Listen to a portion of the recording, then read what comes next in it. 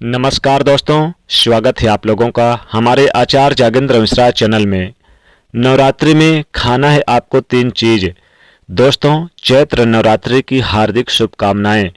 दोस्तों, चैत्र नवरात्रि के शुभ अवसर पर अगर आप चाहते हैं माता रानी आपके घर पर अपना वास बना ले तो सच्चे हृदय से कमेंट बॉक्स में लिखें, माँ दुर्गा आपका स्वागत है हमारे घर में। माँ के लिए एक लाइक तो बनता है। तो आइए जानते हैं दोस्तों, चैत्र नवरात्रि में क्या नहीं खाना चाहिए और कौन सा फल खाना आवश्यक है और क्या नहीं पीना चाहिए।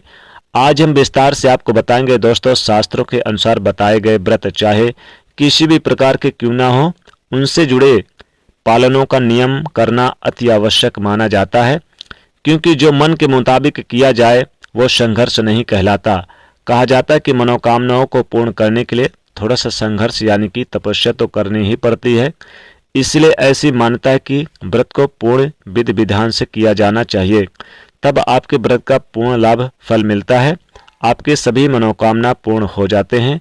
इसीलिए हर साल हर शास्त्र यही कहता है कि सच्चे दिल से अगर आपके मन में ईश्वर के प्रति श्रद्धा हो, भक्ति हो, तो बिन पूजा पाठ के ही सारा फल मिल जाता है। और अगर मन में ईश्वर के प्रति शंका हो तो उस मनुष्य को कई जन्मों तक का सुख नहीं मिलता। भागवत गीता में भगवान श्री कृष्ण ने स्वयं कहा है कि जो मनुष्य सच्चे हृदय से ईश्वर को पुकारता है उसका नाता उस शक्ति से जुड़ जाता है जिसे आपने सच्चे हृदय से पुकारा था।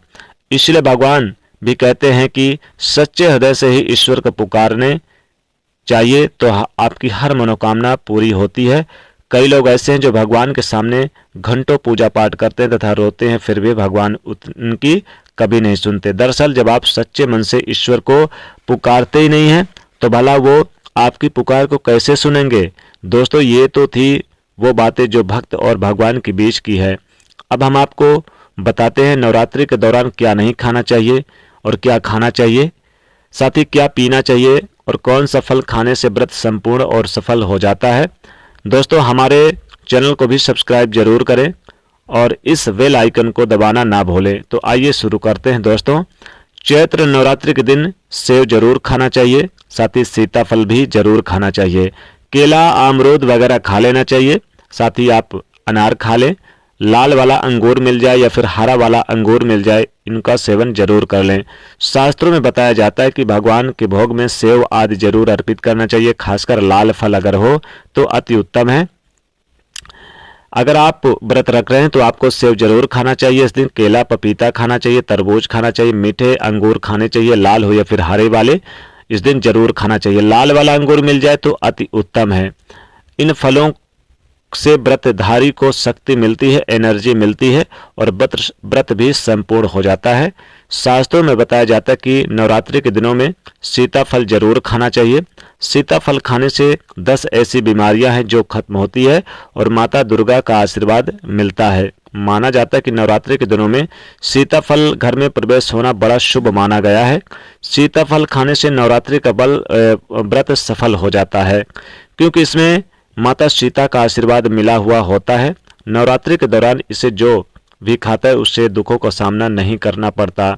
साथ ही आप जैसे कि जो लोग व्रत रखते हैं तो साबूदाने की खिचड़ी वगैरह भी खाते हैं। साथ ही बहुत से लोग यानी कि इसमें कद्दू के आटे का सेवन करते हैं, लेकिन कद्दू का आटा ताज़ा हो तो कर सकते हैं। जैसे बहुत से लोग एक टाइम भोजन करते हैं, पक्का भोजन भी करते हैं। तो देखिए, आप अपने व्रत के नियम के अनुसार ही आप भोजन करें। और जो लोग यानी कि निर्जला रहना चाहते हैं, हालांकि आप इसमें दूध का सेवन भी करना चाहे तो दूध का सेवन कर सकते हैं। साथ ही आप नींबू का रस वगैरह ले सकते हैं, लेकिन आप इस दौरान कोई भी तामसिक चीज़ों का सेवन ना करें। नवरात्रि में व्रतधारियों को डब्बा बंद लस्सी, डब्बा बंद जूस नहीं पीना चाहिए, उसमें केमिकल मिले होते हैं। साथ ही फलों में आप नाशपाती का सेवन ना करें। जो फल आते हैं नाशपाती, उसका सेवन ना करें, माता दुर्गा नाराज होती हैं, और ना ही उनको चढ़ाएं। साथ ही केमिकल युक्त मिले कोई भी खाद्य पदार्थ बाहर से मंगवाकर आप बिल्कुल ना खाएं, नहीं तो व्रत टूट सकता है। साथ ही आप तामसिक चीज़ें जैसे लहसुन, प्याज बिल्कुल ना खाएं। और सब्जियों में आप नवरात्रि के दौरान सब्जियों में बैगन की सब्जी ना खाएं, आप लहसुन प्याज की बनी सब्जियां ना खाएं। साथ ही बंद गोभी, पत्तादार जो गोभी होती है उसको ना सेवन करें, और कुम्हड़ा भी नहीं खाना चाहिए। नवरात्रि के समय में नमक का इस्तेमाल ना करें। आप सेंधा नमक का इस्तेमाल कर सकते हैं, लेकिन आप ये सफ़ेद वाले नमक का इस्तेमाल ना करें, नहीं तो व्रत टूट जाएगा। साथ ही आप जूस में जैसे बहुत से लोग बर्फ भी मिला लेते हैं, तो ऐसा ना करें, नहीं तो आपका व्रत खंडित हो जाएगा। नवरात्रि के दौरान सिंघाड़े का आटा खाना अच्छा, लेकिन कुट्टू का आटा खाने से पहले देख लें आटा पुराना तो नहीं है, क्योंकि उस पुराने आटे में कीड़े वगैरह पड़ जाते हैं, जिसके कारण आपका व्रत टूट सकता है। क्योंकि ये छोटे छोटे कीड़े हमें दिखाई नहीं देते हैं और आपके मुंह तक पहुंच सकते हैं।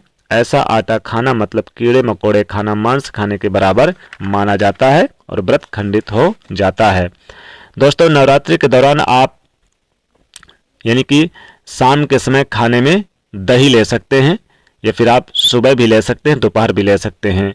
आलू वगैरह के चिप्स वगैरह भी खा सकते हैं, साबूदाने की खिचड़ी वगैरह भी खा सकते हैं और खीर भी बनाकर खा सकते हैं साबूदाने की। दोस्तों, आइए थोड़ा सा ये भी बता दें कि इस बार ये चैत्र नवरात्रि कब से शुरू है। दोस्तों, 2025 में चैत्र नवरात्रि 30 मार्च 2025 दिन रविवार से शुरू हो रही है, यानी 30 मार्च से शुरू होकर 6 अप्रैल 2025 दिन रविवार तक रहेगा। अष्टमी तिथि रहेगी 5 अप्रैल को और 6 अप्रैल को महानवमी तिथि रहेगी।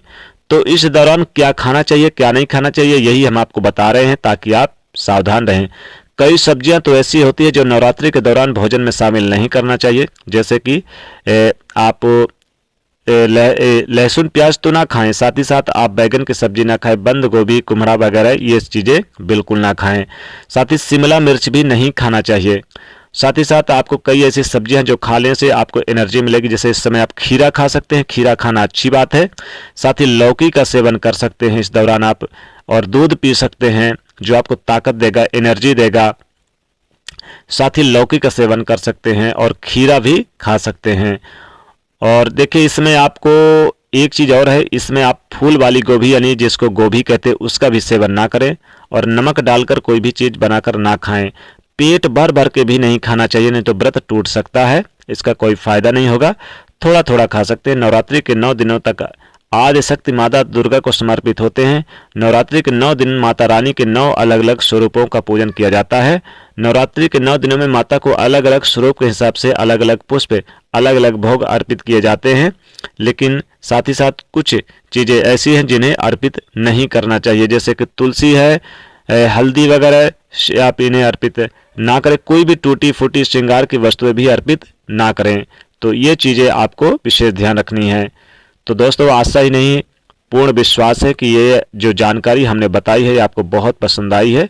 अगर पसंद आई है तो वीडियो को ज़्यादा से ज़्यादा लोगों तक आप इसे शेयर करिए और साथ ही साथ हमारे चैनल को सब्सक्राइब करिए। जय माता रानी।